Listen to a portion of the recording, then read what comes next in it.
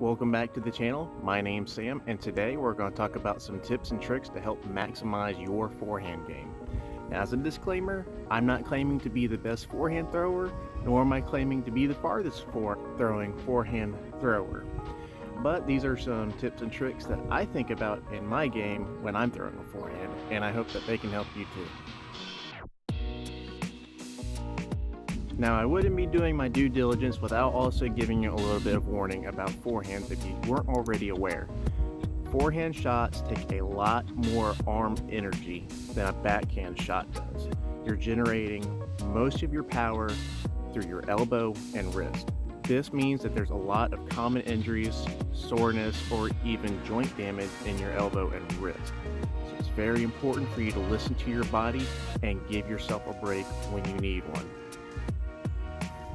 You don't want to injure yourself playing a game that's just a hobby. I know in the past I've overdone it.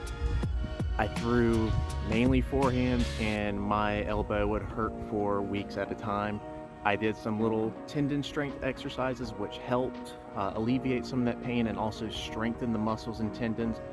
But it's also important to try to limit how many forehands you're throwing.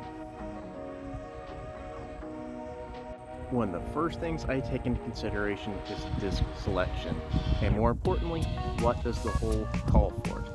Is it a long straight shot with a lateral finish at the end? I'm probably going to grab something like my G-Star Invictus. It'll flip up the flat, ride straight for a long time, and then finish really far to the right. Is it a short little approach shot?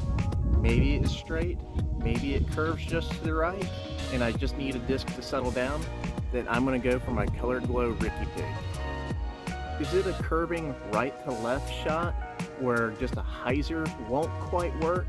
Then I'm going to grab something understable like a stag or even a river. One way to think about this is if you're right-handed, what would a left-handed person throw? The second and probably the most crucial point I think about is how I'm holding the disc and what angle I'm putting it on. Now, if it's something with a lot of turn and it's high speed, I'll be putting it on a slight anhyzer angle. I've found through practice and personal experience that I get more power out of my forehands when I have my arm turned up at a slight anhyzer angle, and then I adjust my body to adjust the disc angle.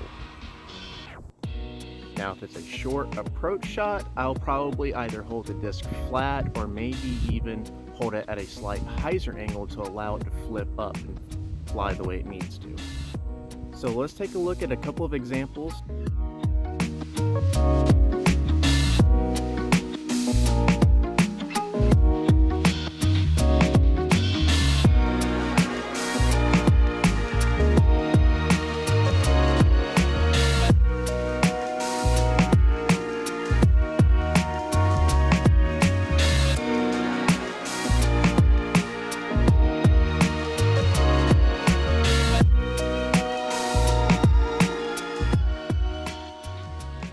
I hope what I shared with you today was useful and helpful to improving your forehand game.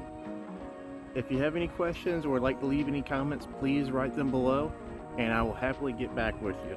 Be sure to like, subscribe, and stay tuned for more content. Have a good one.